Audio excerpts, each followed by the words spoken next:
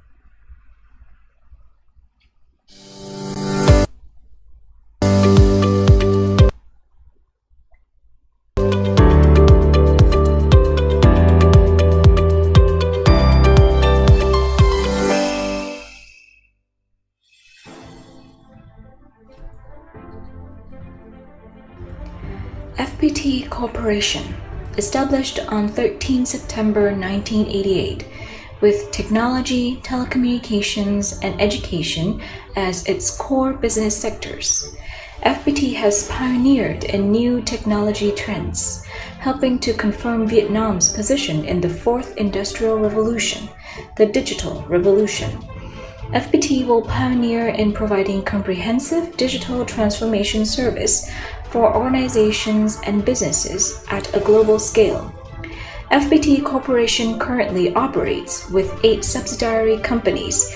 FPT's telecommunications infrastructures covers 59 over 63 provinces and cities in Vietnam and has constantly expanded globally with its resources and operation network in Vietnam and 48 offices in 26 countries and territories abroad. By 2021, the total number of employees at FPT reached more than 30,000 people. Human resources are the core value and the solid foundation which enables FPT to constantly generate added value for customers. FPT is a strategic partner providing services, solutions for hundreds of leading companies in many industries, including over 100 Fortune Global 500 ones. FPT is also a senior partner of the leading technology firms, namely GE, Airbus, Siemens, Microsoft, Amazon Web Services, and ASP, etc.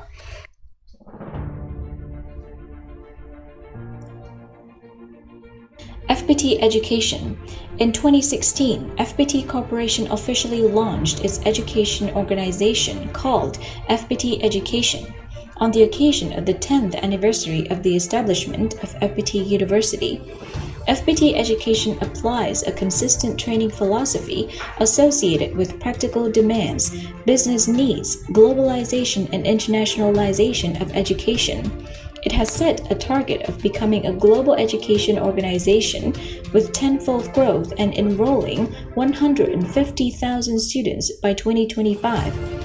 With campuses in 6 cities and provinces, FPT Education aims to develop a system of training schools from secondary to higher education and become a reliable partner for other institutions globally by ensuring excellent quality of its students' exchange programs and introducing FPT students to the world.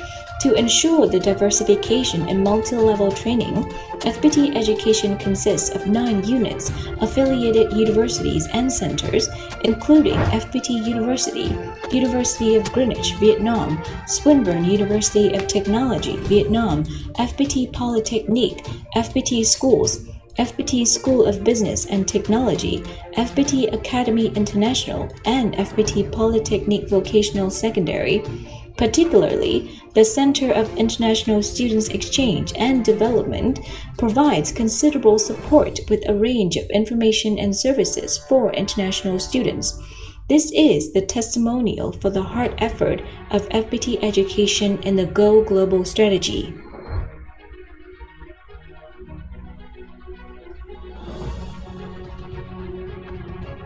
FPT University.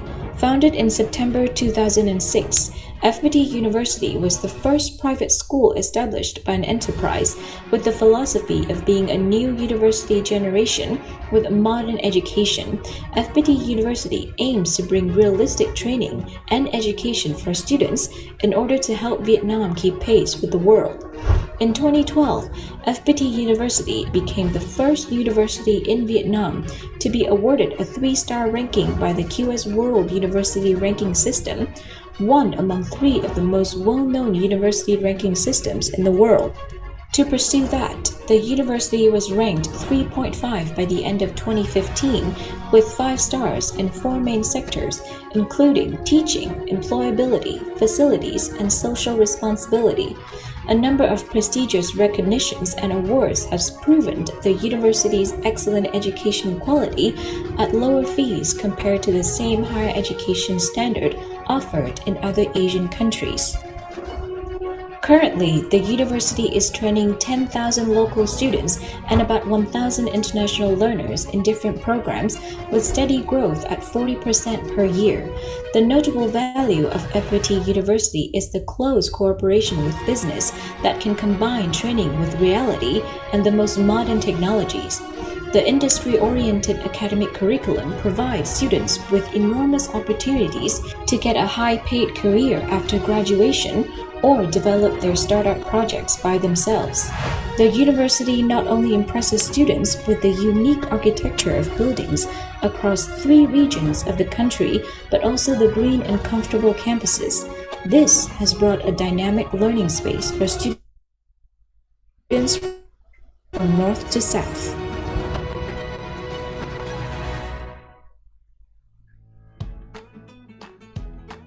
FPT Education Global. Established in 2012, FPT Education Global is a specialized center dedicated to international students that provides considerable support with a range of information and services. The center consists of 3 functional units, including FPT Global Office, FPT International Student Exchange Center, and UBD FPT Global Center. Currently, FPT Education Global maintains a cooperative relationship with 176 partners in 34 countries around the world, receiving over 1,000 foreign students every year for short-term study and internships in Vietnam, such as Japan, Korea, Taiwan, Thailand, Brunei, Australia, France, Germany, the USA, etc. In charge of recruiting international students for FPT Education, FPT Global Office under FPT Education Global has brought opportunities to study degree programs in Vietnam to hundreds of students in countries such as Nigeria, Laos, Ghana, Cameroon, Japan, and South Korea. In addition, FPT Education Global is also developing student exchange programs, enrolling and organizing short-term courses for international students coming to Vietnam. During the COVID-19 pandemic, FPT Education Global launched its virtual internship program, combined with educational virtual sessions, including skills readiness workshop, English classes, inspirational talks, daily coaching, and reflection activities. With its creative delivery and professional organization, the programs hosted by FPT Education Global has brought a lot of memorable moments for international students in their Go Global journey. FPT Education Global, your global journey starts here.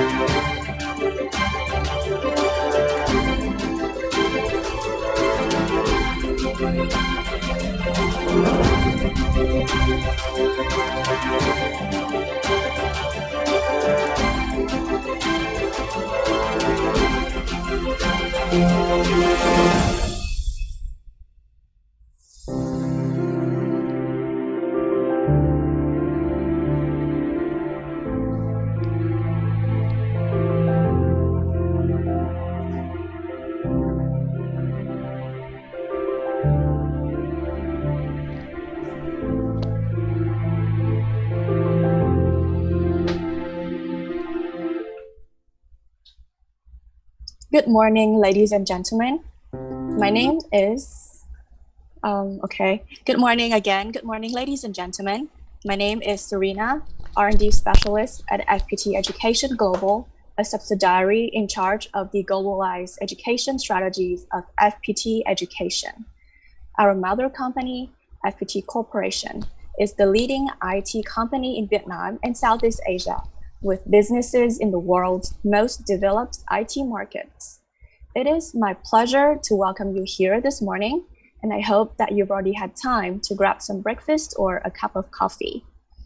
I'd like to take this occasion to bring a couple of announcements up to everyone's attention.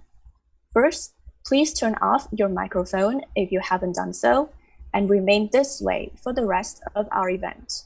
If you have any questions or thoughts that you want to share, feel free to put them in the chat box or comment down below if you're watching us live on Facebook. Second, please follow the instructions on this slide to send a message to the host. Please include your email address in the message so that we can record your attendance and send you a certificate after the event is complete. Also, your email address will be used for the lucky draw at the end of the event, and you will have a chance to win a small gift from FPT Education Global. So make sure to message the host your email address. All right. Thanks everyone for joining us today on this special VIP talk on digital transformation and its impacts on innovation, a topic that is getting more and more attention than ever. At this time, I would like to invite the Dean of FPT Education Global, Ms. 𝐒𝐮𝐬𝐜𝐫𝐢𝐛𝐞, to come forward and begin our session with the opening remarks. Ladies and gentlemen, please welcome Ms. 𝐒𝐮. Thank you very much, Serena. Xin chào and good morning from Vietnam. So first of all, thank you very much everyone to be here today with FPT Education Global, joining this very special event of September, the VIP talk on digital transformation. Special thanks to our respected guest speaker, Mr. Peter Westerbecker and Mr. 𝐒𝐿 for their willingness and strong support to FPT Education, as well as our network of international students. It's our honor to be able to organize such an event to connect many people from many countries to our experts, especially during this pandemic. So I think there are a lot of people today joining our event on Zoom, proving that digital transformation is a topic of interest for many of us, especially for the young generation. So digital transformation is not only for the big boss for now. We, the young generation, also need to be very well informed about the world we live today, and digital transformation trend is not excluded. I think one of the drivers behind this is also the pandemic, because all of a sudden, all of us had to stay at home all the time. So we don't have other way but to communicate with others and continue our social life through the computer. And all of a sudden, we realize how much the world has changed thanks to the digital world. So it's still the question how computer and big technology can help us, and how we can prepare for the next development of the digital transformation in the future. We hope that you can discover today with our expert. Thank you very much, and I hope everyone enjoy our event today. Thank you, Ms. 𝐒𝐿, for the opening remarks. So moving right along, it is now my pleasure to introduce our respected guest speakers. Our first speaker is Mr. Peter Westerbecker, the birth father of the world famous game Angry Birds, and also an entrepreneur from the Finnish Bay Area Development Center at the heart of Eurasia, Helsinki, Finland. And our second speaker, Dr. 𝐬𝐿𝐫𝐢𝐛𝐞, partner at FPT Digital and in charge of foreign and international relations at FPT Corporation. Both of our speakers today are experts in the field of IT, and their sharing will definitely bring us intriguing knowledge on the world's most current digital transformation trends and practices. Please give your applause to our guest speakers. All right, now, before giving the stage to our guest speakers, I'll start with a fun activity for you participants. So please take a few seconds or minutes to think of the first thing that pops into your mind when you hear the word digital transformation.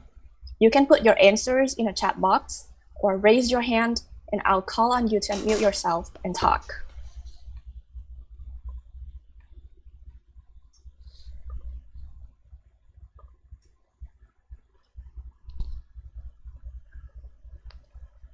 All right, everyone, you can start putting your words in the chat box.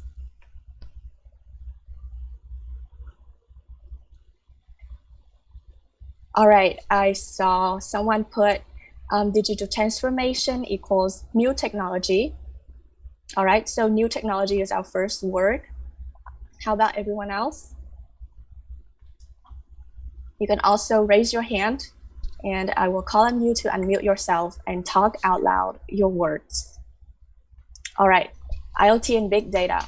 Yes, very, very big topic in the field of IT and digital transformation as well.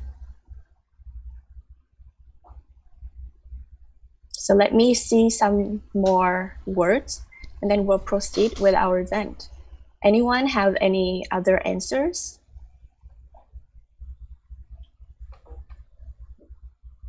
AI, yeah, definitely. Also one of the topics of our guest speaker talk today.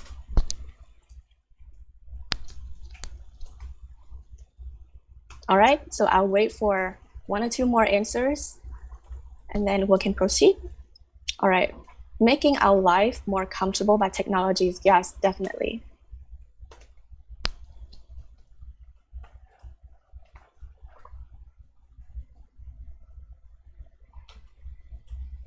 Okay, so far we have IoT, big data, AI, new technology, and also a life-changing and making life more comfortable by technologies.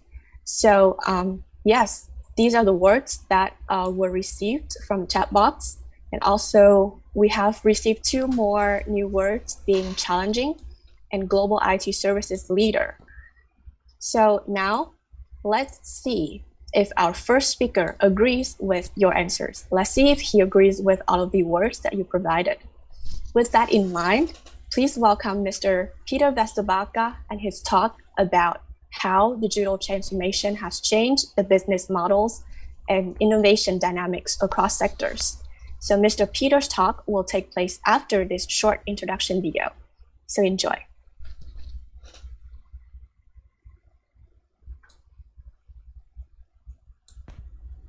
As known as an entrepreneur, angel investor, and former mighty eagle of Angry Birds, Rovio, Mr. Vesterbacke has over 20 years of experience in building brands and community. Time magazine has named him one of the 100 most influential people on the planet. Mr. Peter Vesterbacke was the force behind creating the world-beating Angry Birds franchise, one of the most significant startups to come out of the Nordics. And today, he's widely acknowledged as one of the key features of the Nordic startup revolution and the preeminent entrepreneur and visionary from the region. Over the last decade, Mr. Vesterbacke took on the task of building a strong startup culture in Finland. One of the main initiatives in that direction was Europe's leading tech event, 𝗳nci:𝗫𝗹𝗫. The astonishing part is that 𝗳ci is hosted every year entirely by students and garners over 17,500 attendees, 2,300 startups, and 1,100 investors representing 130 countries. Besides this, he's been behind several visionary projects that have helped build the Nordic reputation of innovation. He is the driving force behind the creation of a region that will be Europe's Silicon Valley. The man behind Angry Birds is now building cool games to make education great again. He believes that new age technologies can deliver great learning experiences in schools.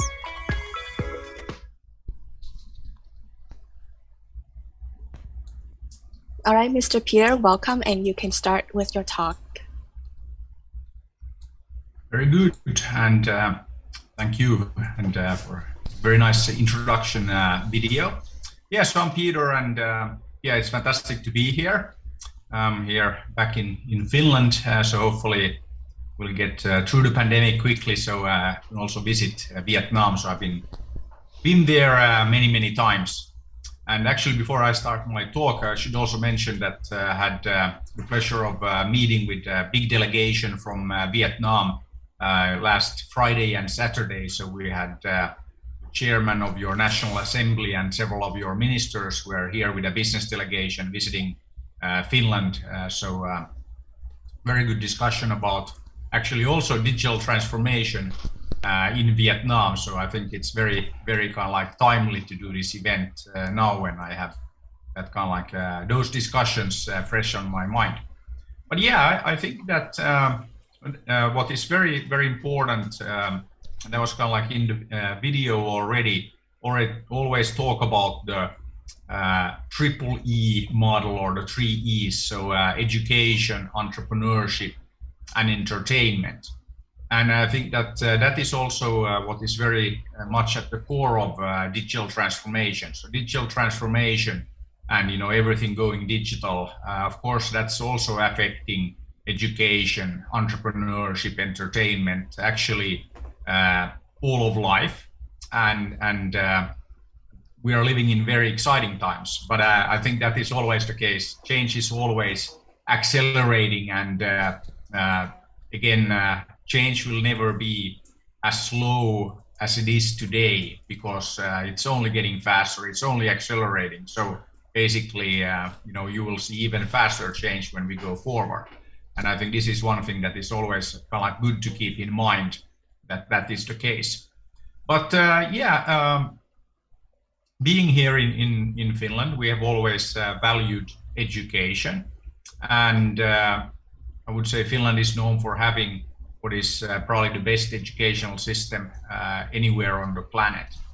And again, if you look at what I would define as good education, that is the foundation for everything. And I think that this has never been as important as now.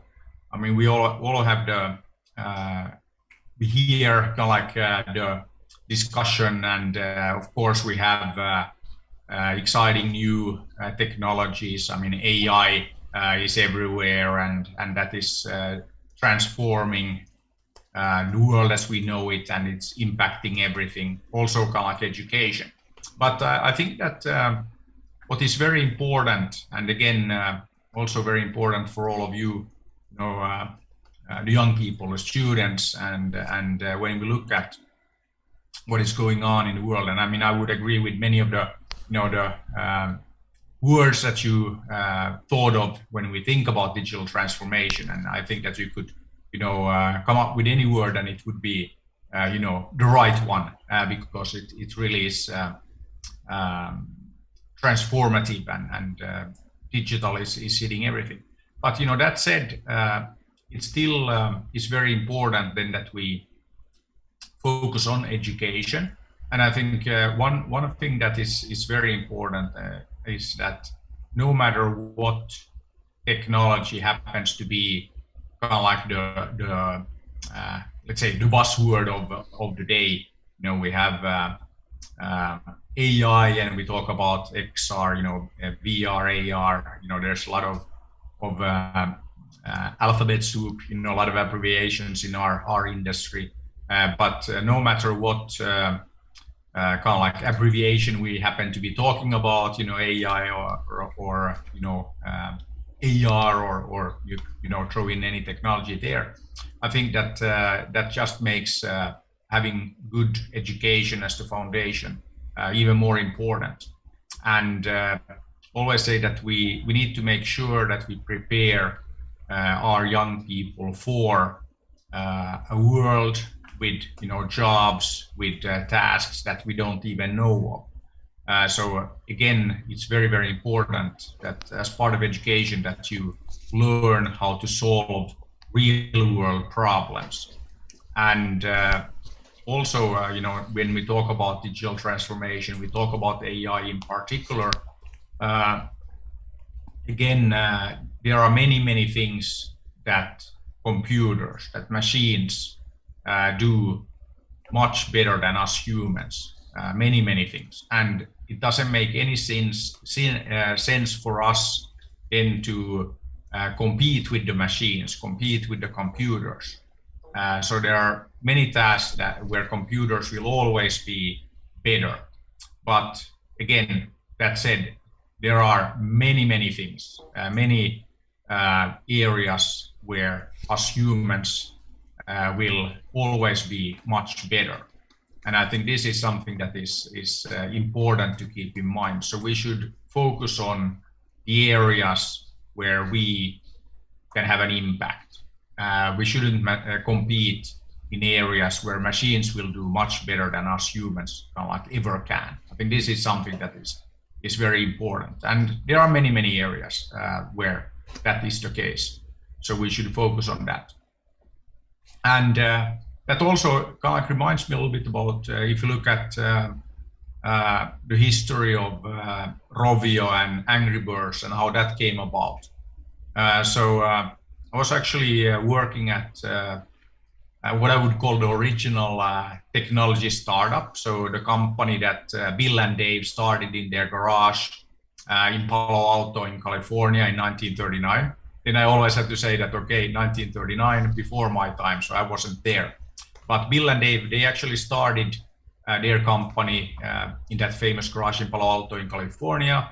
And that company was HP, Hewlett-Packard, and that was Bill Hewlett and Dave Packard. I was actually fortunate enough to meet with both of them when they were still around. They were fantastic entrepreneurs because not only did they start, HP, that huge company that probably all of us know, but that was also actually where the whole Silicon Valley got started. And while I was working at HP, I was actually working on this HP Bazaar, like innovation program. Always then got the question when I introduced myself that, okay, so Peter, you're from this like HP Bazaar program. What is that? I mean, is it like a marketing program, a developer program, partner program? Like, what is this Bazaar thing? And then I said that it's all of that and more. And it's all about again, branding. So when you do these kind of things, you need to be a bit creative with what you call yourself, your entity, your company. And ideally it should be, something that creates a reaction, creates a question. And again, branding, marketing, that's one area where I think that we still have, advantage over the computers and the AI. It's about creativity. But yeah, anyway, so I was working for HP, and then I organized a game making competition all the way back in 2003, so a long time ago. That was when our friends at Nokia, another great Finnish company, they were still making phones. They had just come out with the first smartphone, so this was before the iPhone and Android and all of that. So organized a competition to make the best possible mobile multiplayer game, so game for those new smartphones. And then Niklas, Kim, and Jarno, three young guys, three students from Aalto University. So, very similar to you guys now listening to me talk today. Niklas, Kim, and Jarno were students at Aalto. And then, they took part in this game-making competition, and they won it. And then they, after winning the competition, they came to me and said that, hey, Peter, we're students here at Aalto, and we now won this competition. What should we do? And I always have the same advice, and I have that advice to you and to everybody. And that was the advice that I gave to Niklas and the guys, that you should do what you love to do. And it was very clear that Niklas and the guys, loved playing games, but also loved making games. So I said that, why don't you start a company to do what you love? Start a company to make games. And that's what they did. And then they, started Rovio, and then it took 6 years, 51 games. And then the 52nd game was Angry Birds that, everybody has heard about. And I think that this is, again, very important that we keep this in mind, that, we should do what we love to do. And here we again get into another area where us humans are way ahead of the AI and the computers and digital transformation, and you can throw anything up about that. It's all about love, passion, loving what you do. This is something that is very, very important, no matter what you do in life. We all know that the results are much better if we're studying something that we love to do. If we are doing what we love to do, the results will be much, much better. This is something that is very, very important to always keep in mind, no matter if we talk about AI, digital transformation, you name it. I think this is very important. But then if we look at education, I think one area and one reason why education here in Finland is very successful. I mean, we're only 5 million or 5.5 million people here in Finland, so much smaller than Vietnam. And we have still managed to create things like Linux, MySQL, Angry Birds, Nokia, Supercell, many success stories and very few people. And I think that it is because we provide everybody with fantastic education. And that is really the foundation for everything. It's not about educating just a few, but we actually educate everybody to a very high level. And also that you have a good balance. If you look at a typical school day here, if you look at like take high school or university, we have very short school days and almost no homework, so very little homework. And the whole idea there is that you need to have time for other things, because that's how you learn, like how to work with others and, like how to build things together and how to apply actually what you then have learned in school or in university to kind of like everyday problems. So it's all about learning for life, not learning for school or for tests. And I think this is something that is very important. And that's why I love talking about entrepreneurship. So I always say that who cares if you have the best education on the planet if you're not doing anything with that. So for me, entrepreneurship is all about doing. Entrepreneurs are people who do things.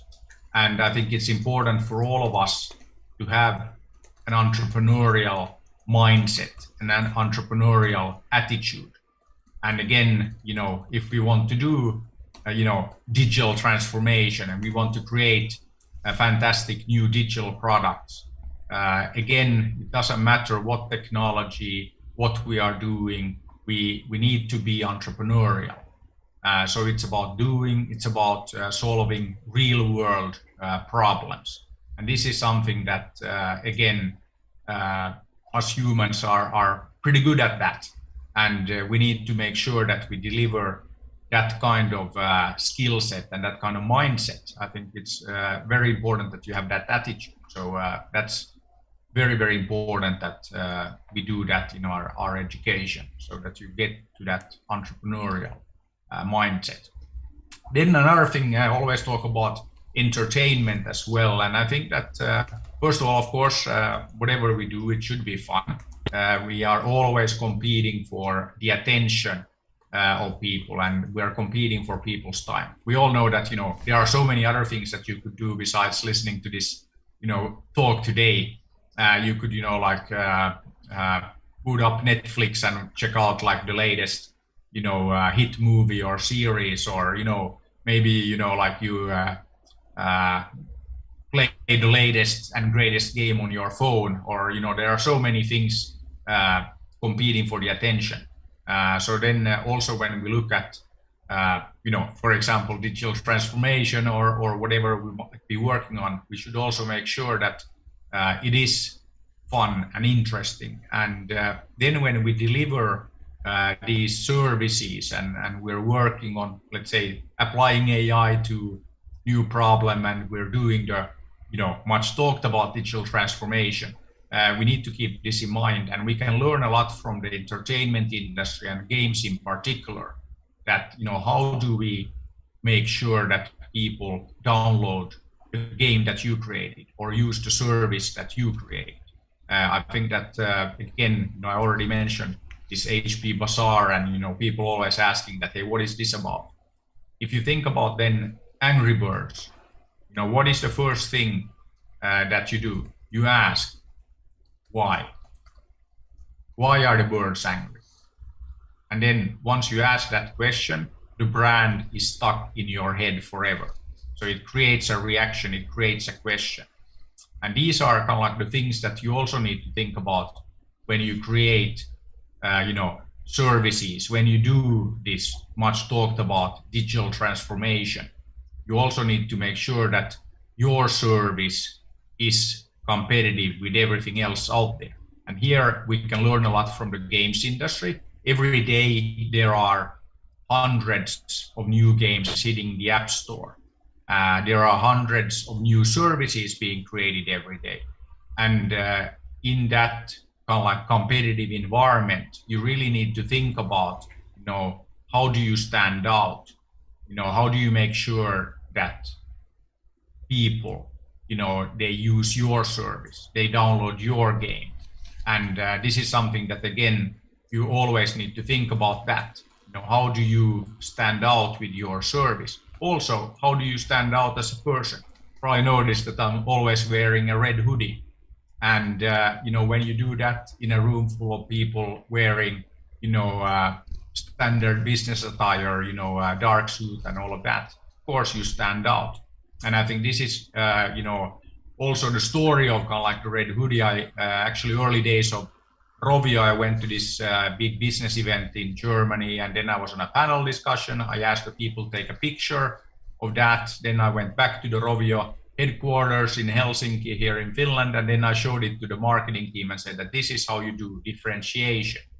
And in the picture you could see, 3 guys wearing a dark suit, 1 guy wearing a red hoodie. So of course you can't like stand out. I wanted to make the point that this is, how you do differentiation. And this is something that is, again, very important for all of you. You should always think about that on a personal level, what makes you different. And different is, many times better because you stand out. You are doing a service that is different from the other services. You are making a game that is different from the other games. Because again, who cares if you make the best game ever if nobody knows about it? If you create the best service ever and nobody knows about it? And I think this is something that we should always keep in mind when we talk about digital transformation. We talk about AI. It's very important that we then also think about what we are doing and how we are making an impact. How are we making the service, our little digital transformation service? How do we make that stand out? I think this is something that is very, very important. So again, just want to kind of conclude here by saying that, education, entrepreneurship, entertainment, all of these things, very, very important. Education is the foundation really for everything, but always keep in mind that you need to also make sure that you create something that stands out and is different. That is really, really important. There's an oversupply, there's an abundance of services. And again, in this kind of world, this is one area where I think us humans, with our creativity, we can create solutions that stand out and then become very, very successful. So that's kind of like what I wanted to share with you today. And once again, thank you for listening, and I'll be around for the rest of the event as well. So again, thank you very much, and looking forward to the rest of the event. Thank you.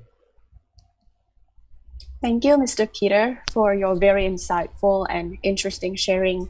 First about the 3E, education, entrepreneurship, and entertainment, and also your very valuable advice to us, especially the young students here.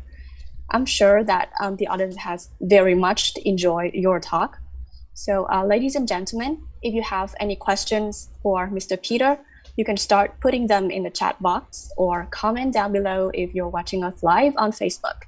Your questions will be addressed during our Q&A session, which will be held later after both speakers have delivered their talks. And also for those that missed check-in daily activity earlier, please follow the directions on the next slide, this slide, and message the host your email address to receive your certificate after the event, and also for a chance to receive a lucky gift from FPT Education Global. The instructions will also be put in the chat box for you to better view as well. All right. Now let's welcome our second speaker, Dr. 𝐒𝐮𝐬𝐫𝐢𝐛𝐞, to present about digital transformation in Vietnam and FPT's projects. Again, if you have any questions for Dr. 𝐒𝐮, please also put them in the chat box or comment down below if you're watching us live on Facebook. And Dr. 𝐒𝐮's talk will begin after this short introduction video.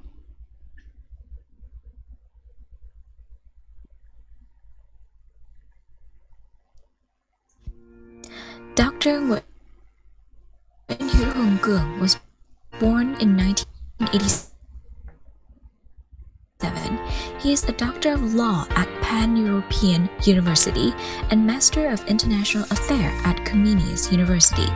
Fluent in 4 foreign languages, he joined FPT Software in 2014.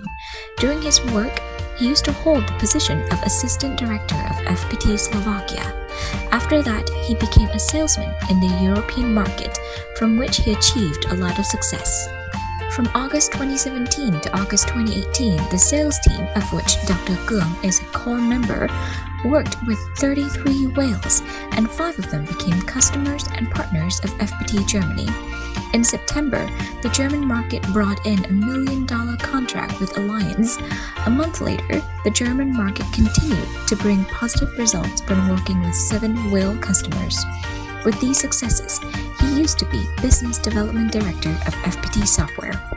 Currently, Dr. 𝐒𝐿 holds the position of partner at FPT Digital, who is in charge of foreign and international relations of FPT Corporation.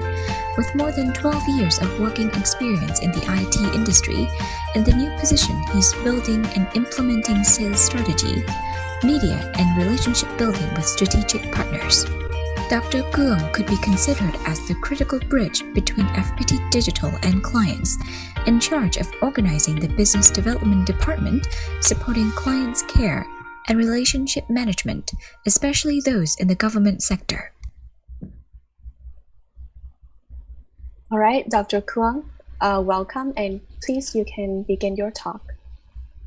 Thank you very much, Serena, and thank you very much for the organization team to invite for having me today. I see that there's many folks from the different countries, especially I think that majority coming from Japan, and it's my great honor to share with you about the topic of the digital transformation, which is indeed a very interesting part of the daily life of everybody across the world. So I think that from what you saw in the video, there was one word that you might not know. It calls whales. So internally, working with our chairman in FPT Group and as a founder of the FPT Group, he used this wording for the company's whales as a company with a revenue higher than $5 billion USD. So we have the special program how to treat and how to take care of the special customers or the very important customers. So that's why we call it whales. So after many years working in the different markets from Slovakia to Europe and different markets in the world, I came back to Vietnam 2 years ago. So the reason why I came back to Vietnam is a few things, and I will show it and I will share with you more in my presentation. From the perspective of the digital, so I think there's a very interesting part that Asia is currently leading within the digital transformation era. So if you look at all the numbers, I don't know whether you will help me to show the slide, or I will only share by word. Our technical team is sharing the screen right now. Sorry for the inconvenience. Okay, so let me continue, and I will use the slide after. So if you look at the picture in Asia and Europe, for example, so I compared the life and compared the potential and opportunities in Europe and in Asia. So living in Germany, considered as a kind of the very big economy in Europe, as the leading economy in Europe, and considering Vietnam, on that time it was the big gap, right, between two, and that means that why is a big gap? In Germany, you can live a very nice life without any, the big fights or the big challenges. In Vietnam, you have a few challenges, but you have the growth opportunity, the significant growth opportunity, especially for the young people. You have the, eagerness, you have the hunger for success, and in Asia, the conditions are there for you to try and to apply this. So maybe if you can go to the next slide, I will give you the big picture about what what we have here and what are the spending, what are the numbers. So I think that from the global perspective, if you look at the whole investment that has been done in 2019, it has been already 1.2 trillion US dollars invested already in the digital transformation. But if you look at the plan, what the companies are planning to do is the 6.8 trillion in 2023, which is enormous amount of the money invested in the digital transformation. This is across the world. And of course, if you look at the chart on the left side, so you can see the different countries and different regions how they are investing this portion of money. So of course, the highest portion is in US because of the market, because of the a lot of different factors. But you see here, for especially for Western Europe or for Japan, is also very big portion planned to be invested. And those are the numbers based on the IDC research. If you come to the next slide, and what are the current stage of the different companies, you see here that majority, close to the half, they're already in the stage of the adopting digital approach. So meaning that all the plans and all the strategies are based on the digital, first. In 2019, so you see that 91%, very close to the 100%, they have already in place some development or implementation plan for the digital transformation. It's a huge number already. When I was in Germany in 2017, we came to the many global companies that they have the 100 years of the establishment. And when I came back in 2020, I saw the huge change already. In 2017, they haven't talked about AI too much. They haven't talked about clouds too much. They haven't talked about IoT. But in 2020, everybody started to talk about that, from the chairman and CEOs down to the normal employees. So I think that, of course, 2017, they have already in place some departments, right? But 2020, everybody in the company talks about that. So that is the huge change that I saw in the practical life. So, and you see, if you apply the digital transformation, so usually those companies are progressing faster. So I think that is very precisely to be said is that all the companies that they somehow work on the digital transformation earlier, somehow they are having the advantage position right now.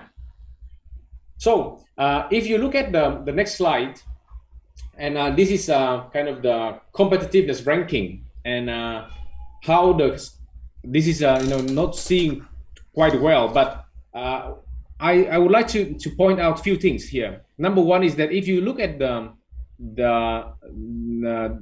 pink bullet, so the pink box is about the standout countries, and this I will share, or the organization team will share with you.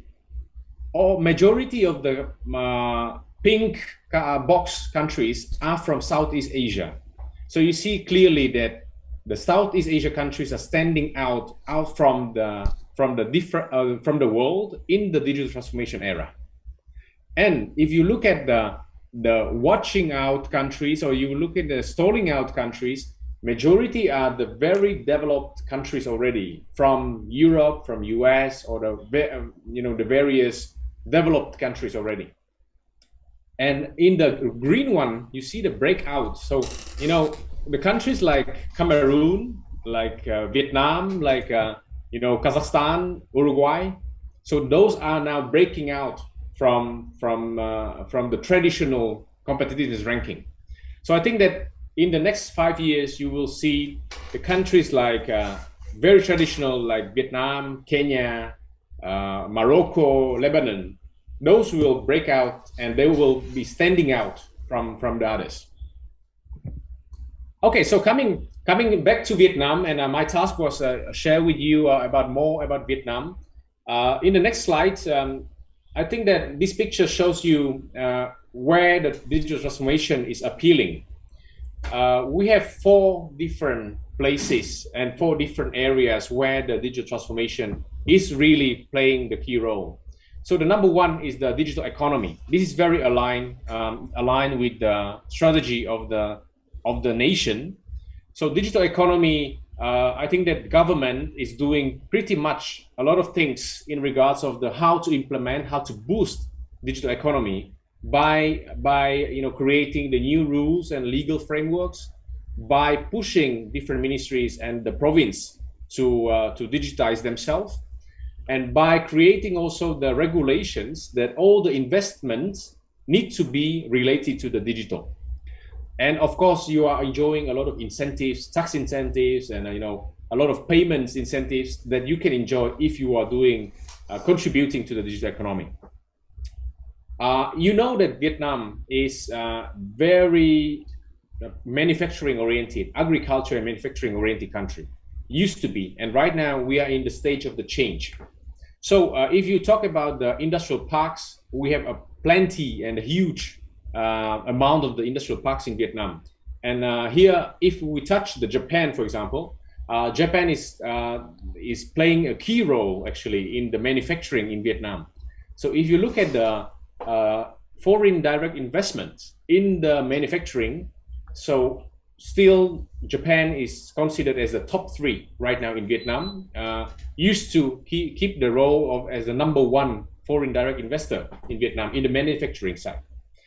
And this is related to the industrial park, related to the urban city and the smart cities. So that is the second pillar where Vietnam is pretty much focusing on.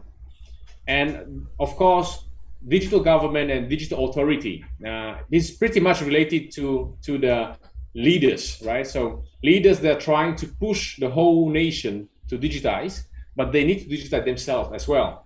So over the last 3 years, we see the huge improvement in the processes, whether you are talking about the tax and customs, whether you are talking about the export-import activities, whether you're talking about the logistics.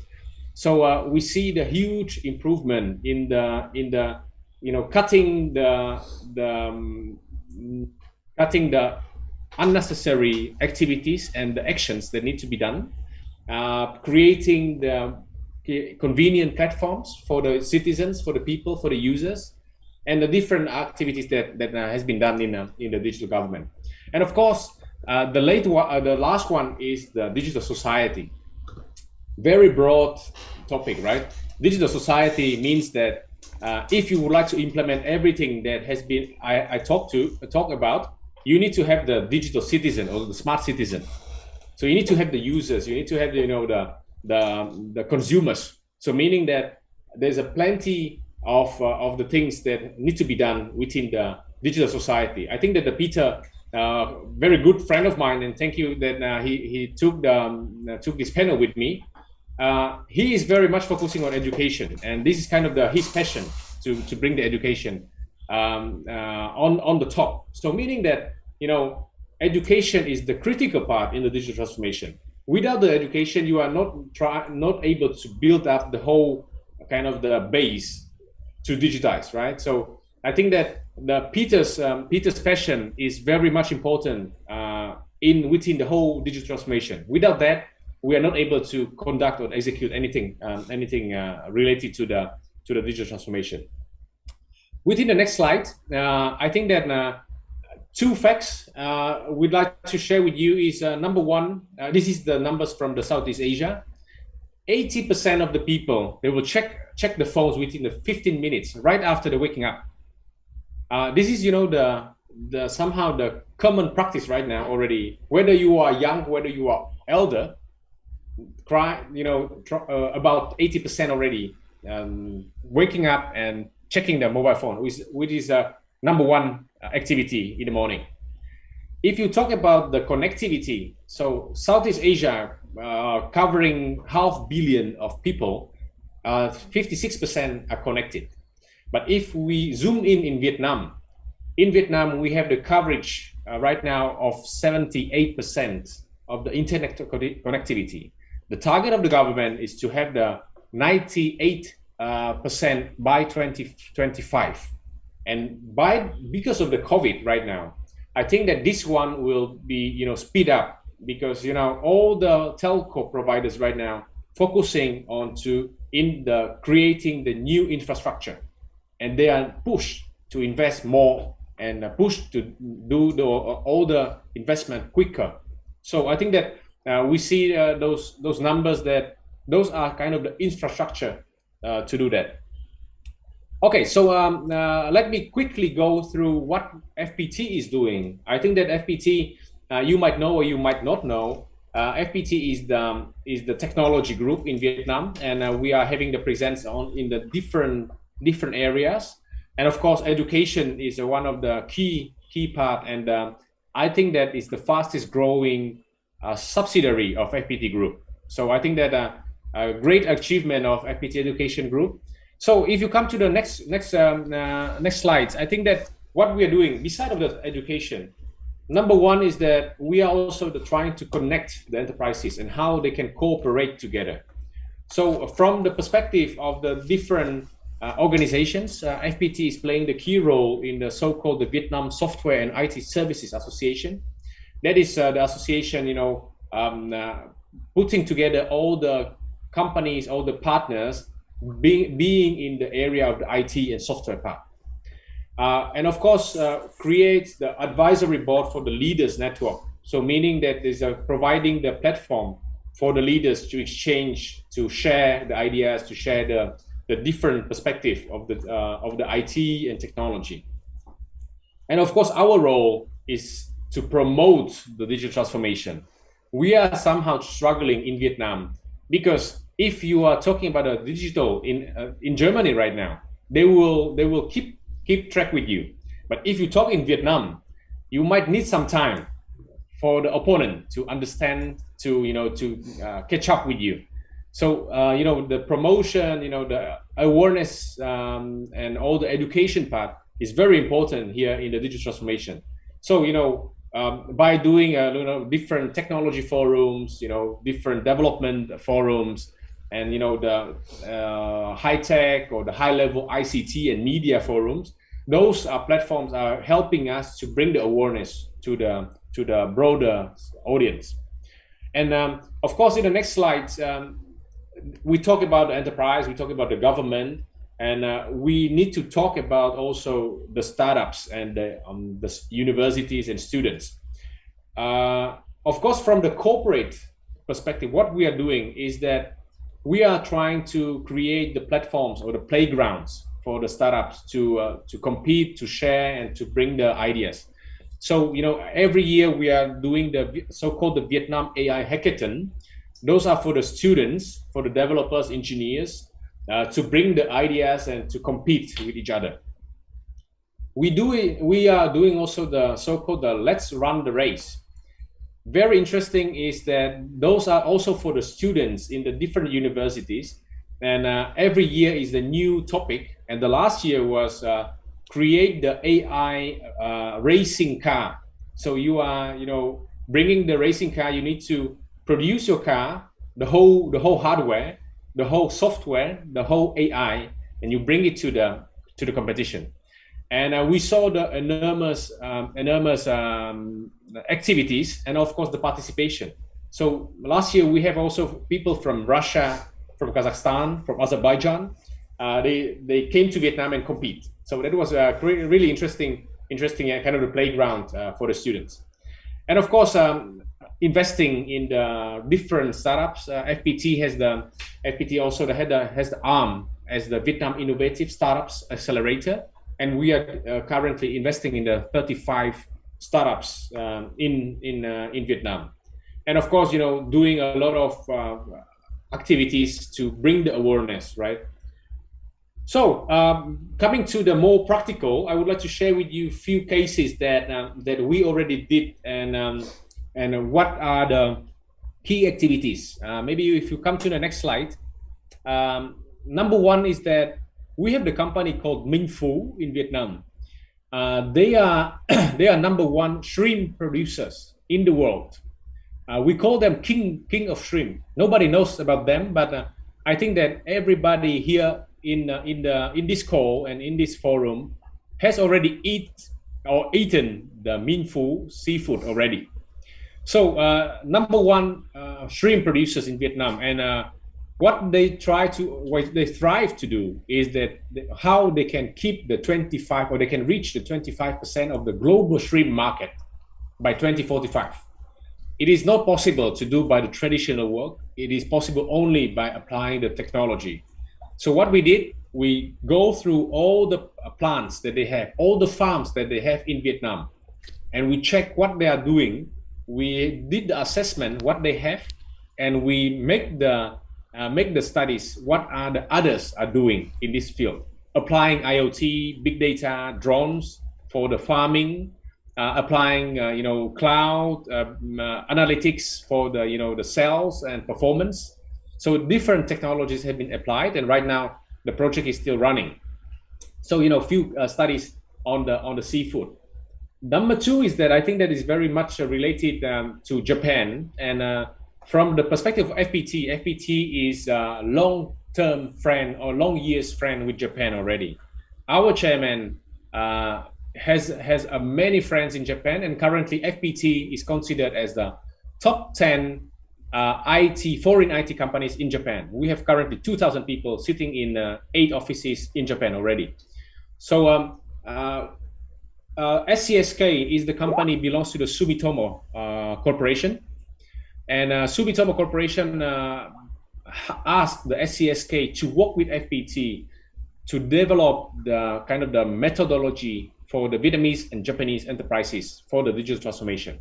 You know that Japan, the culture basically is very detailed oriented culture. So everything you do, everything you create, you need to be very 100% sure about the outcome. You need to be very detailed in everything that you are doing. And this somehow is opposite to Vietnam. Vietnam is, try first and you fail fast. And in Japan, you test, you try, you ask, you assess, and after that you do, right? So that is we combine two different approach, two different culture, and we bring the so-called the FPT digital Kaizen. And Kaizen, that this word is coming from Japan, is a continuous improvement. So this we put together, and we are now having the methodology combination of the different cultures. If we talk about the third one, Thiên Long Group. Thiên Long Group is everybody in Vietnam knows Thiên Long because they are producing pens. All the pens in Vietnam are coming from Thiên Long. They are having 95% of the market share. And they came to us and asked us how we can increase right now the revenue. If you have the 95% market share, you can increase by 5%. You keep the monopoly in Vietnam, and that's all what you can do, right? So, of course, we help them by applying digital transformation, how to transform the operation, how to transform the sales, the human resource transformation, as well as how to bring them outside of Vietnam. Vietnam is the nice market, but the Southeast Asia or the Asia and the global market are different already. And of course, the last one is the 𝐸𝑣𝑛. 𝐸𝑣𝑛 is #1 electricity of Vietnam, the electricity company. Very traditional area. Of course, what they did is that many bringing more awareness to the leaders. So I think that 𝐸𝑣𝑛, you will see, and we will see the very interesting part, very interesting ideas, what they were coming from. It's very in the early stage. So coming to the next slide, and I will be quick here, is also the public sector is not out of the game as well. We are talking about the different companies, enterprises, but the provinces, they are doing also a lot of activities. And FPT is also involved. So I took 2 examples in Bình Định province and Khánh Hòa. Bình Định, that 𝐒𝐻 will be the AI center of the region. And I think that this part will be also discussed with Peter pretty much. And Peter was very first person to know about this, I think that 2 years ago. So Bình Định, they are trying to transform themselves, how to attract the people, how to bring the AI as a core booster in the province. In Khánh Hòa, we have the city called Nha Trang, considered as the Rio de Janeiro in Vietnam. So 𝐒𝐻 having those things in place, they are trying to also apply the technology, digital, to keep their position in the tourism, in the aquaculture, in the marine economy. So that is, I think, that a few practical experience. And in the World Bank, what we did with the World Bank in Vietnam is how to develop the e-government platforms and how to also create the different frameworks that can work in Vietnam. So I think that also the very high level perspective. So coming to the end of this, I think that I talked about that already, but this talking about the Japan, talking about FPT has been in Japan from the 1999. And this is, the very critical part. And currently, Japanese market is still contributing the huge portion to the revenue and the growth of Vietnam. Currently, our chairman has many friends, whether from it is SoftBank, whether it's the SBI, Sumitomo, Mitsubishi, many friends are coming from those companies. And what we see is right now, we see, and you will see the official launch of the nationwide or the intergovernmental activities that they will help each other in the digital transformation. Of course, Japan is struggling from the aging population. Vietnam has the young population, median age is 28.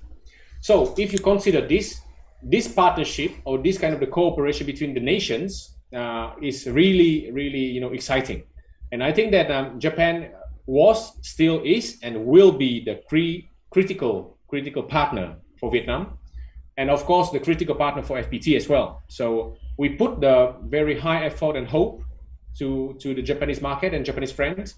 And our target is also to bring to the global broader audience. So I think that all in all, to conclude this, digital transformation is playing the key role right now in the economy, and it will play the key role. So combining with the passion and love that Peter shared, combining with the really real numbers and the potential and opportunities that are coming from the numbers of the market, if you combine these two, I think that you have the clear pathway where you need to go, right? So thank you very much for your time and listening, and happy to answer all of your questions. Thank you, Dr. Cuong. Very detailed, very interesting information about digital transformation worldwide as well as in Vietnam. I think his talk is very valuable for students aiming for a career in IT, especially in digital transformation professions. Maybe one day in your workplace trying to find an IT solution for your company, you might remember Dr. Cuong's talk today and kind of have a better understanding or clearer path in how to execute your tasks. Once again, thank you. Now it's time for the part that everyone's looking forward to, the Q&A session with both of our experts. So we will have around 30 minutes. So if you haven't put your questions in the chat box, please do so immediately. You can also leave your questions in the comment section if you're watching us live on Facebook. And now let me start with some questions that we've already received from the registration form. So the first question, it's kind of general. So this one is addressed to both our speakers. What is most important about the coexistence between human and technology? So Mr. Peter, since I remember from your talk, you mentioned that humans should not compete with machines in areas that they do better than us. So would you like to start? Would you like to answer this question first? Yeah, that's it's a very good question, and it's like a huge question. So I think that we could spend hours discussing that. But I think that maybe one way of looking at this is really that we should always start, kind of like with the user experience. And one thing that we always talked about at Rovio and with Angry Birds, we talked about fan experience. And we want to talk about not users, not customers, but we wanted to create experiences that were so good that we could talk about fans. And I think that this is something that no matter what you do and what kind of service, you want to make that service and that interaction so good that you can like end up having fans. So it's not only like in entertainment or in games, but I think that this is kind of like true for all services. And we might not always use the term fan, but I think it's kind of like a good one because it captures kind of like the level that we need to kind of like execute on. But then yeah, I would also maybe continue there with kind of like the other way of looking at this. Many times we get carried away, by the technology, and I think that again, of course, technology is important, but it's just enabling us to do what we need to do. And I think that this is something that we should always be a bit careful that we don't get, like too excited, too carried away about the technology, and then we can like start looking for a problem. So I think that this is kind of like a common kind of like mistake that happens, that we just kind of like apply technology for technology's sake, and we kind of like lose sight of what is really important. So yeah, I think that it's almost impossible to answer like what is the most kind of like important thing in the interaction and coexistence of like humans and technology. But I think that we should always start with kind of like us humans and what experience, what benefit we want to deliver. So I think that's always a good way to look at things. All right, thank you for that detailed answer. Dr. 𝐶, would you like to add anything? Yes, I would like to add maybe few things. Number one is that technology will not replace the human. I think that will contribute a lot to help the human to boost themselves up, right? So I think that what we see and what we are, and many people already agree. So usually everybody is scared, the majority of the people are scared how the technology will progress and how it will impact the humans. But the technology and the robots, for example, they will not have the emotion. And that human has, right? So humans should consider technology, or the people should consider technology as the kind of the tool to bring them up, level them up. So coexistence in this field is meaning you find the way where the technology could help you to do the boring stuff, right? So many boring stuff and many boring things that you are doing right now could be replaced by technology. And let's technology do it, and we focus on the different things, right, that technology cannot do. So I think that my perspective is it should coexistence in the way that number one, not replaceable. Number two is that coexistence needs to be done, and it will help you to make the life easier. All right. Thank you, Dr. 𝐶. So I'm sure that the owner of this question, as well as everyone in this forum, has a better understanding of coexistence between human and technology. And that brings us to the next question about the future of technology. So in your perception, in the next 3 years or so, what will be the future of technology? And our speaker can just feel free to start talking. This one is addressed to both of you. Yeah. Yeah, please, you start first. Yeah. Okay. Yeah. I think that there's kind of like a very good saying that the best way to predict the future is to create it, and I think that is kind of like very valid point. And it's really difficult always to kind of like predict the future. So I think that the only thing that you can say kind of like for certain is that change will accelerate. There will be better, faster, technologies. So those kind of things are kind of like happening. Then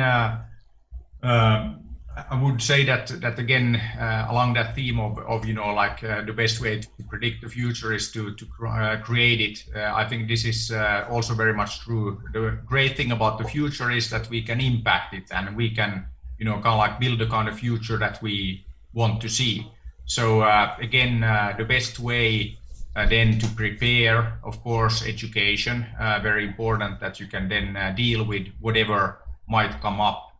And then I think also when you are doing things, no matter what it is you learn, and learning by doing is kind of like very important. So again, I wouldn't worry too much about predicting the future, but I would really focus on then being ready for no matter what the future brings. So again, invest in education and then do things. So I think that's kind of like the best answer I can do. What I see, of course, we are not able to predict 30 years, what will be in the 30 years within the technology. It is so fast changing area that you cannot predict whether even for the next 5 years. But I think that if you see yourself and you step back a bit and you think about what you have done or what you had 10 years ago or what you have right now, and you see the critical change already. For example, how much content right now you can consume with your smartphone. Before, in 10 years ago, I think that you need to spend much more time to find the content, find the different information. But right now, all the information is coming to you. But somehow applying by AI, it coming to all your interests, right? So you see the huge change already, and this change will be accelerated already. If you see the Elon Musk, what he is doing right now is that he's putting the robots, humanoids. This will replace all the boring things that the humans are doing right now, and this will be done within next year, I believe.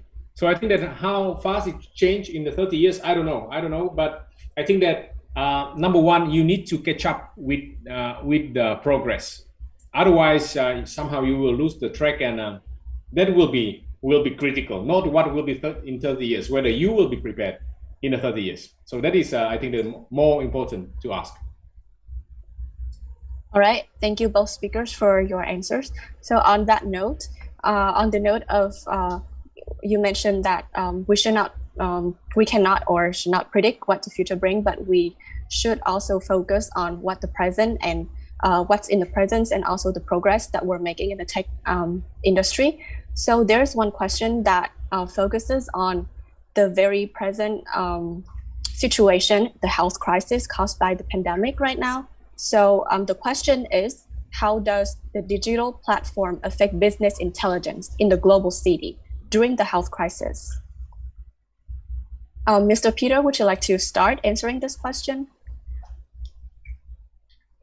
Yeah, so I think that the pandemic has been kind of like, and we're still kind of like in the middle of it, of course, been a big learning experience for I think everybody and all organizations.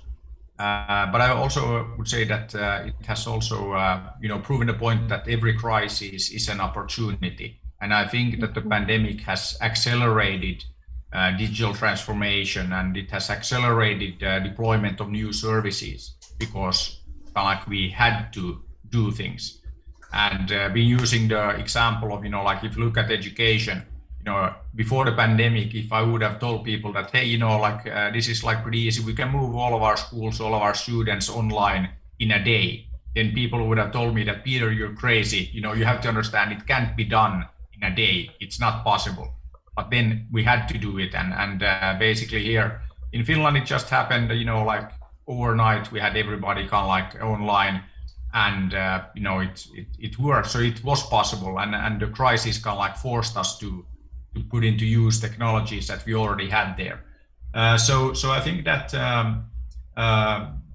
from that perspective, it's been, again, a good learning experience that many of the things that we think that are impossible are actually not. And I think that there are very few things out there that are actually impossible. So again, the pandemic has proven that time after time.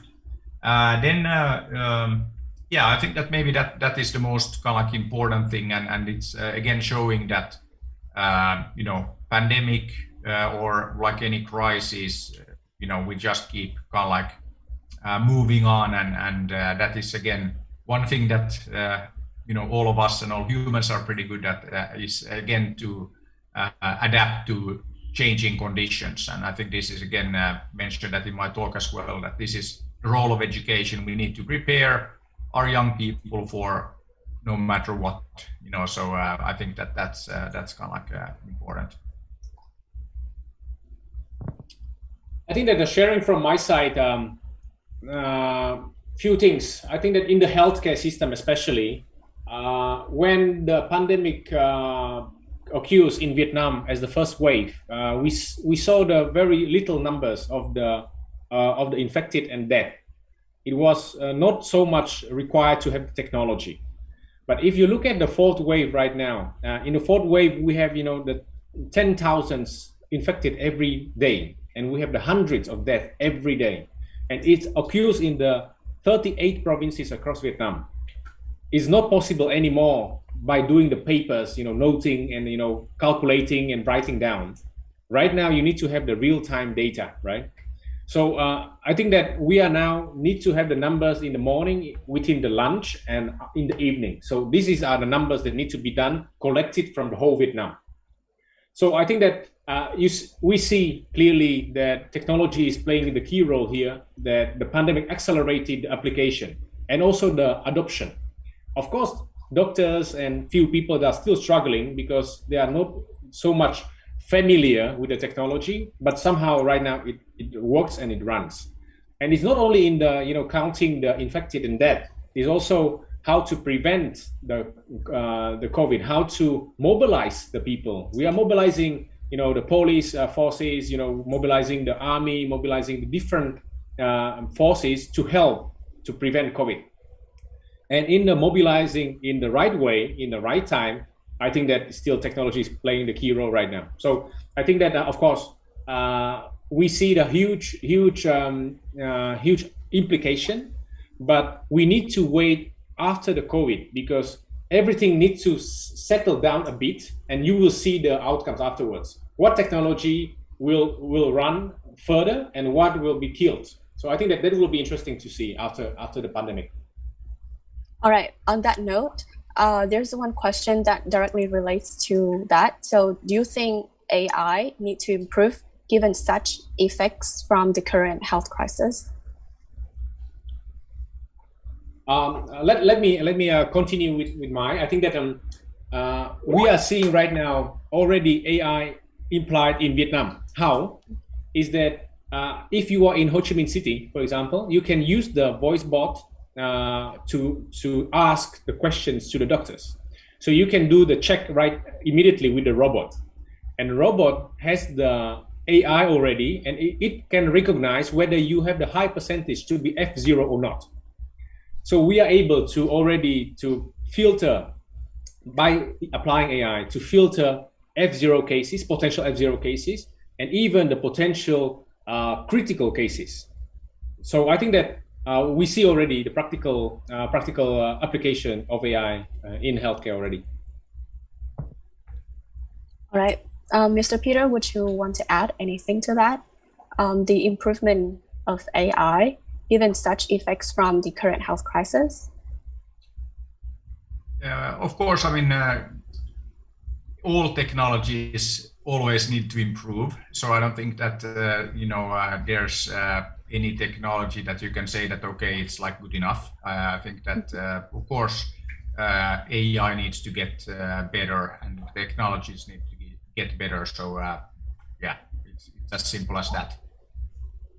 Okay, great.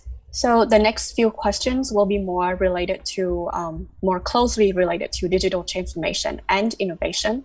So the first one is, will digital transformation challenge data privacy and security problems?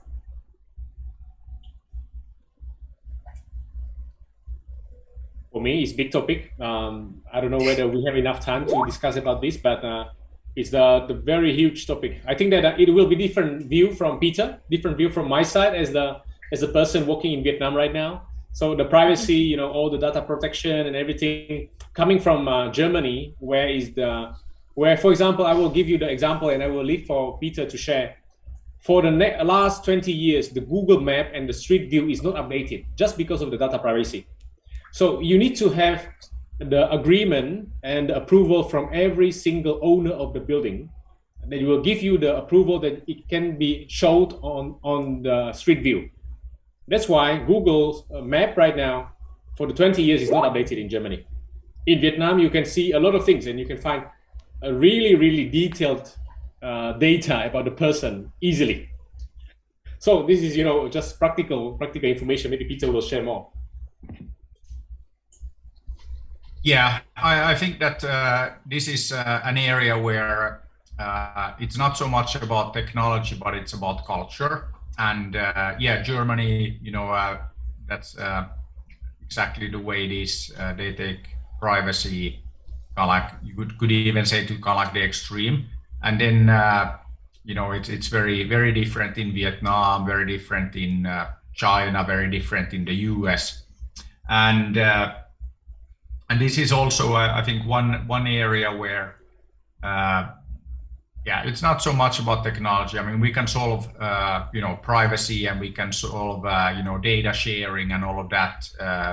We just apply technology. That's not really, I mean, of course, that is not easy, but I mean, it's something that we can solve. But then if you look at, the real underlying then challenges that we have, different backgrounds, different culture, and I think that is much more difficult area then to we can't apply the same approach in Germany as in Finland, in Vietnam, in China, in the US, and these are just things that we need to work with and work around. Then I think that yeah, it is about culture, and privacy is more important in some markets than others. But it's I would say that it's safe to say that if you are getting a free service, then in most of the cases you are the product. So that's also one way of looking at it. So you not just need to keep that in mind, that you get what you pay for. All right, so I totally agree that it highly depends on the culture to look for the challenges, especially with digital transformation. So because most of our students joining this section today are from Japan, so they are quite interested in seeing any challenges for digital transformation in Japan, and if yes, what are the challenges, and also maybe Dr. 𝐒𝐿 might share with us the specific challenges that an IT company like FPT has when they are trying to do their business in Japan. Okay, so let's start with the challenges of FPT first, and I will share the challenges of Japan as my personal view. Okay, so what were the challenge of FPT at the very first time, and this is still the challenge for the Vietnamese companies to come to Japan, is that Japan, they very highly appreciate very strong trusted partnership and the relationship, and it requires a lot of time. You need to have a time to build up that trust and build up that relationship. Without that, you are not able to do any business or any kind of the engagement with the Japanese friends. It took us around 6 years, to really have the footprint in Japan, with the strong putting the effort, putting the time to build up that relationship. After getting the trust already, so I think that right now everything that came up from the Japanese friends, they are giving to FPT. So I think that's very clear as a challenge. Number two is that if you come to Japan, you need to speak Japanese. That is no way that you can avoid this. So for example, in FPT, we have 40,000 people, but amongst which we have 8,000 people speaking Japanese. That is, very putting the really high effort. And FPT Education actually was born, and the reason why FPT Education is right now on the market is because of Japan. Because on that time, there were no 2006. There were no university having the IT and Japanese in one. So that's why we established FPT University to create this program, Japanese IT experts. So number 2 is the language. Number 3 is the culture. You need to understand the culture of the country. Otherwise, you are not able to do the business. So in FPT right now, we are celebrating all the Japanese festivals, all the Japanese, days, national days. But of course, we are also having all the rooms, all the restaurants in the Japanese way, meaning our conference room in FPT is in Japanese model. All the seatings, all the, the tables, chairs, everything, right? Even our guest room where the people stay overnight is based on the Japanese culture. So I think that those 3 major things you need to understand before coming to Japan. And what are the challenges for Japan? I think I already touched that. Number 1 is the aging population. That might be not, or might be right now the problems, but I think that in the next few years will be, the harder to see, the really outcome of this aging population. And this is, the critical challenge for many countries, not only Japan, Korea, Germany, and different countries already, they are facing with this problem.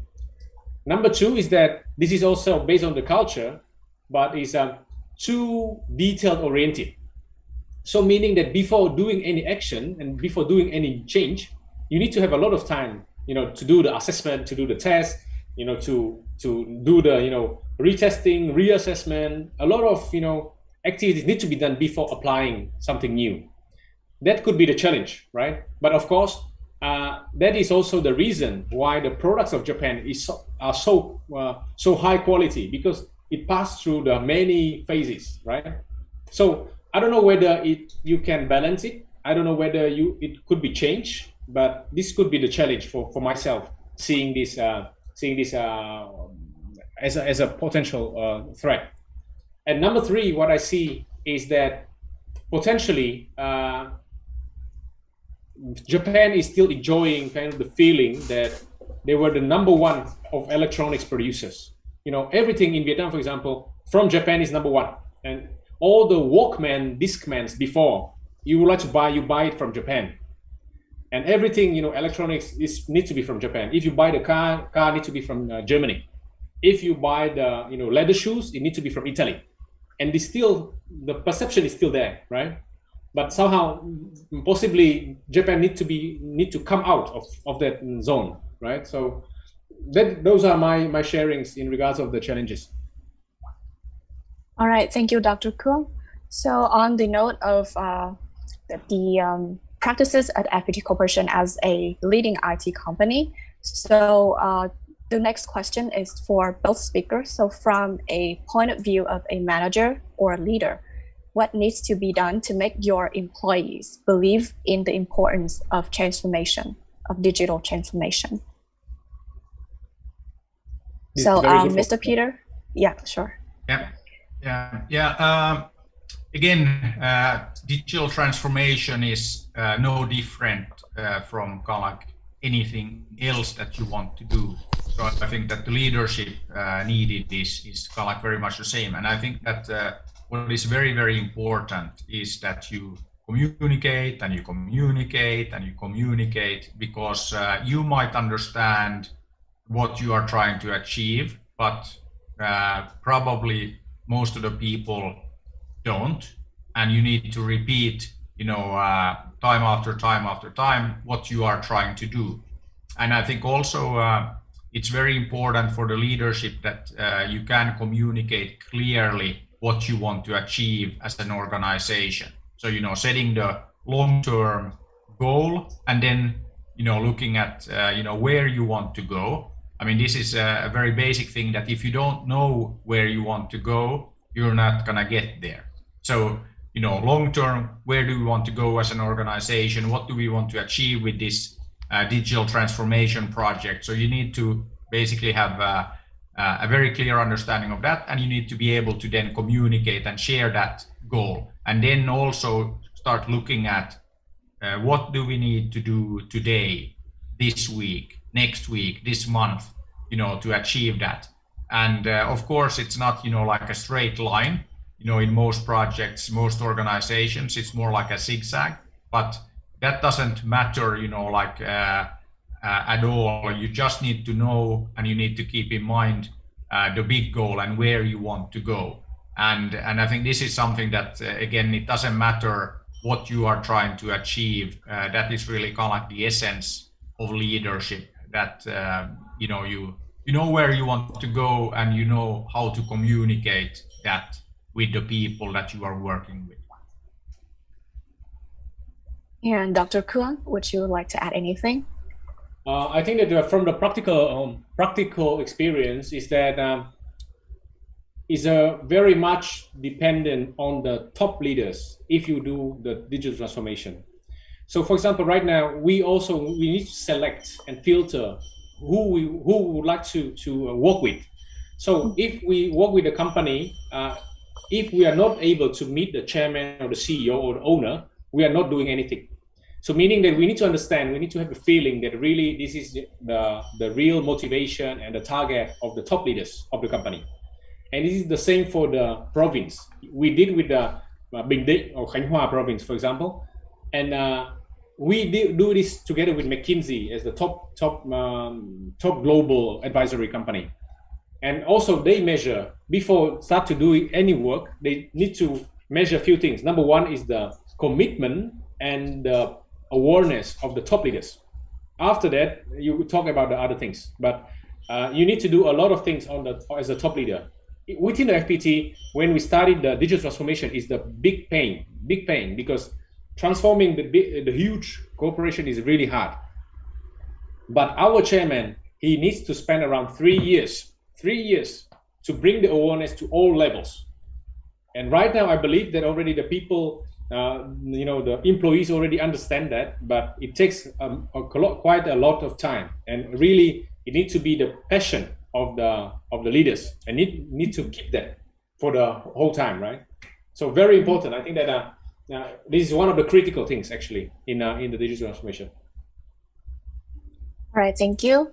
And then this next question is more directly to Mr. Peter, because you are known as the developer of the world's famous game Angry Birds, that I'm sure everyone here has loved, has downloaded and played it.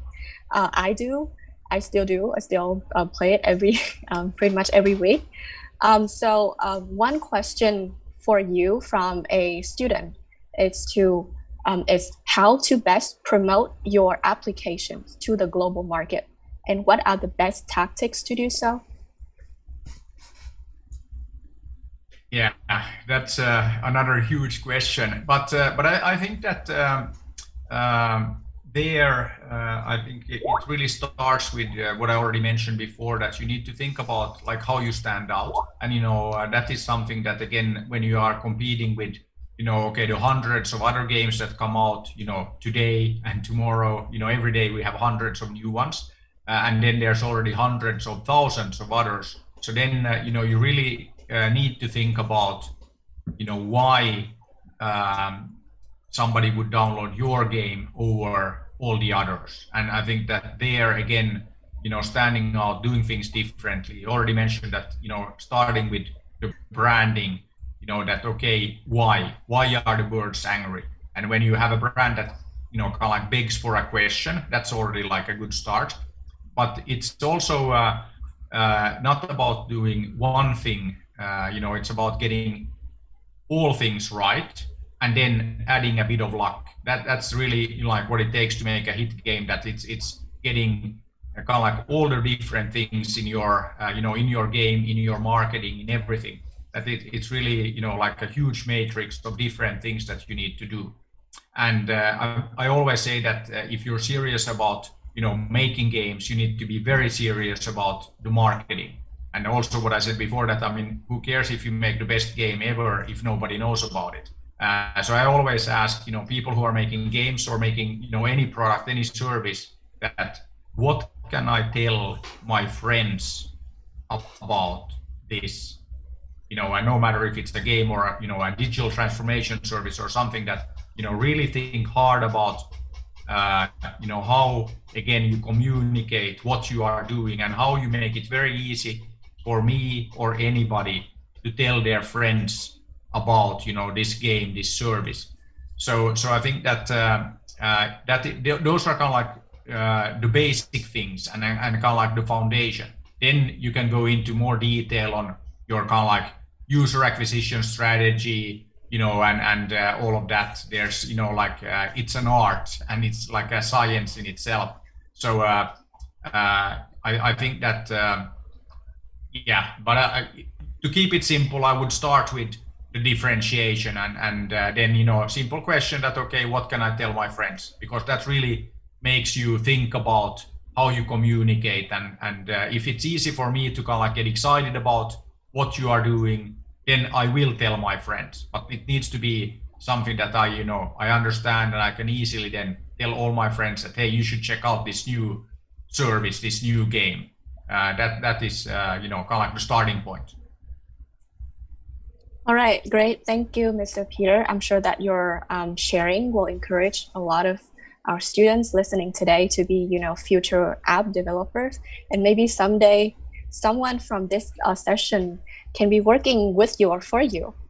So that's a really great opportunity for us. Or I could work for them, you know, we need to be more ambitious, you know, so why couldn't they create like the next Angry Birds? I mean, if 3 young guys in Helsinki can do that, you know, then 3 young guys in, you know, Hanoi, Ho Chi Minh, you know, wherever can do this. So I think that, you know, your ambition should be that, and, you know, not work for me, but have me work for you.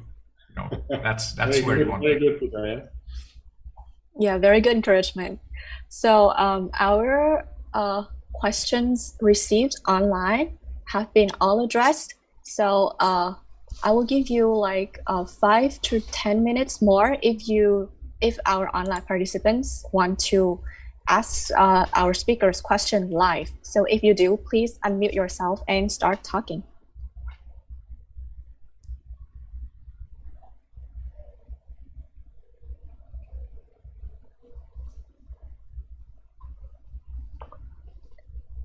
Okay, can I please make my question directly?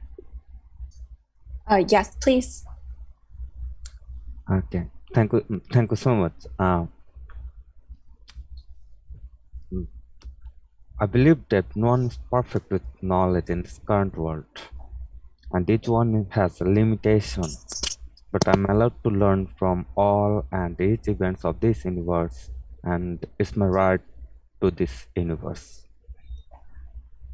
As my depth, as well as how much I can realize, the queen of this universe is science, and the queen of science is mathematics, and the queen of mathematics is number system, and the queen of number system is 1. 1 is just a concept and noted by 1 in mathematics.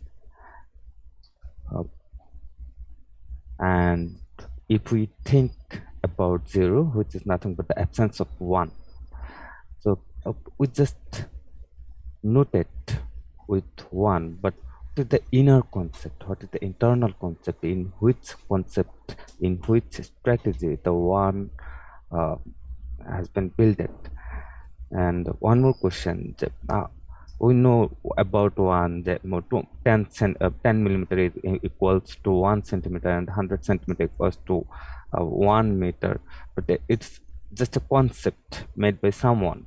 So from this perspective and from this concept, we know that there's a lot of numbers between 0 and 1, but we know that truth and false has a significant role rather than legal or illegal or any theoretical concept made by someone. So in that sense, if we want to find out the standard one in truth sense, which has a significant role rather than legal or illegal or something made by someone, something concept by someone. So on that time, is there any number between 0 and 1? This is my specific question. I want to find out the standard one. I don't want to understand the concept of 1 made by someone. I want to find out the truthness about 1. What is the relation between 1 and this universe? How 1 came? Thank you for that very technical question. So may I ask which speaker would you want to address your question to? To anyone. I made this question to some of my university teachers as well as some of my friends who is a specialist about science as well as who works on technical side. So, but I just want to understand in order to clarify me that is there any number between 1 and 0 if we can find out the standard one in truth sense. I don't want to believe the concept as followed by science as well as followed by the opposition theory of Big Bang. If I compress the whole universe and at a time I will find out the primary situation of this universe, which is nothing but a point. And if we want to define that point as one on which cannot be divided anymore, so on that moment the absence of that point, which is nothing but 0. So if we think that truthness, if we were able to see that again, on that time there is no number between 1 and 0 as my assumption. I have no authentication about this fact. So is it truth or not? And how one is working in truth, how one is working in truth sense, how one is connected with this universe. And we know that our all device based on 1 and 0, and all device has ALU, arithmetic logical unit, and our computer has a processor, and the main computer is a counting device, right? So any device has a capability to count, and that's most probably based on ALU, arithmetic logical unit, and arithmetic logical unit are based on 1 and 0. So what is 1, what is 0? In the sense of physics, whenever we think about 1, there is no 1 actually, there is no 0 actually. 1 and 0 is nothing but we can assume it as a flag of with the concept of V is equal to IR. Voltage equals to current into resistance, and voltage existed in this universe. And I make the question about this method. If there is no 1, there is no 0. But is this truth or false? And then one of my teachers said that this is truth, and there is no 1 actually, there is no 0 actually. In this, whenever we are working within a device, but we need voltage, we need current, and on at this moment, voltage, without voltage we cannot count anything, because the computer is a counting machine and it needs charge. So 1 is connected with this universe, 1 needs force, and force comes from this universe. And if we are able to compress the whole universe, it will go to the primary situation, which is nothing but a point which can be 1. So I think my question is clear. So what is the relation, what is the truth relation between 1 and 0, and from which strategy one has made, and how one is working with our technology, with our computer system, and if we are able to find out the standard one as well as 0, on that moment, is there any floating point number between 1 and 0? All right. So our speakers, would you like to say anything regarding our participants' question about the relation of 1 and technology in technology? I would like to come to this question as first. I think that it shows that the participants has a very deep thinking and really very deep technical aspects, and the consuming all the information in a very interesting way. Having said that, I think that I haven't got into within my career this question. This is very, very technical, number one, but also showing that how how high the IQ must be that you are thinking about this. Thank you so much.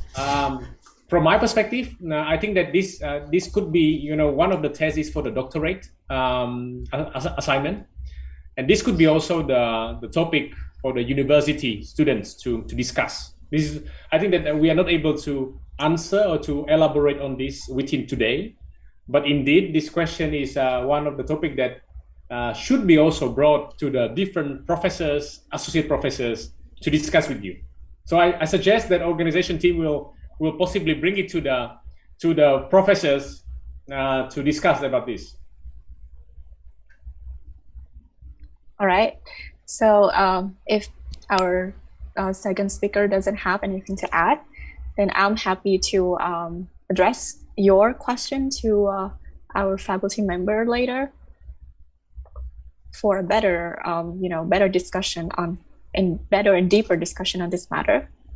So if there are no more questions from the online participants, I would like to conclude our Q&A session here.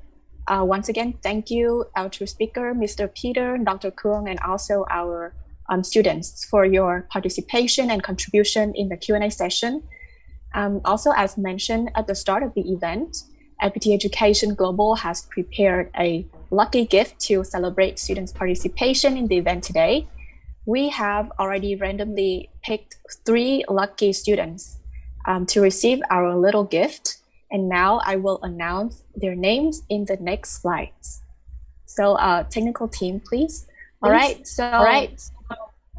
the lucky winners are Dagyo Park, 𝗳cie𝗹𝗹彼𝘄 and 𝐒𝐮𝐬𝐜𝐫𝐢𝐛𝐞. Congratulations. So our staff will contact you for further details about our gift.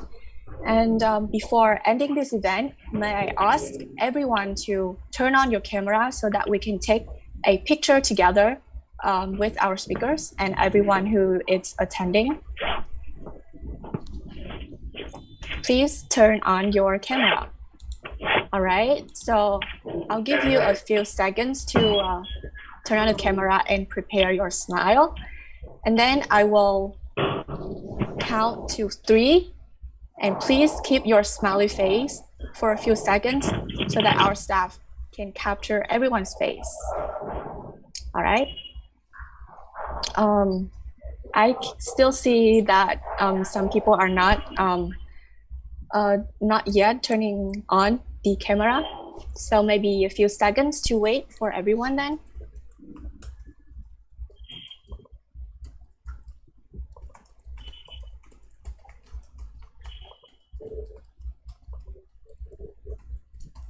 All right, now I will count to 3, and everyone please remember to keep your smiley face for a few seconds so that our technical staff can capture your faces, okay? Okay, ready? 1, 2, 3.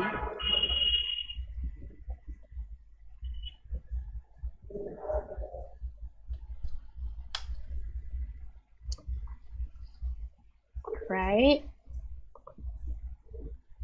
Okay, so we have already captured our smiley faces, so it's great. Thank you again. Please take a moment. So on the next slide, we'll share with you our official fan page and YouTube channel. So please take a few moments to follow both of them to have on the updates of our upcoming student events hosted by FPT Education Global. This is the end of our VIP talk today. Once again, special thanks to our 2 speakers for taking their time to be here, despite the problems caused by the pandemic, and in the case of Mr. Peter, time difference. I hope that all students who participated have had a great time listening to and interacting with our speakers, and also having your knowledge broadened on the topic of digital transformation and innovation. We'll definitely see you again in our future events. And with that, have a great day and see you again.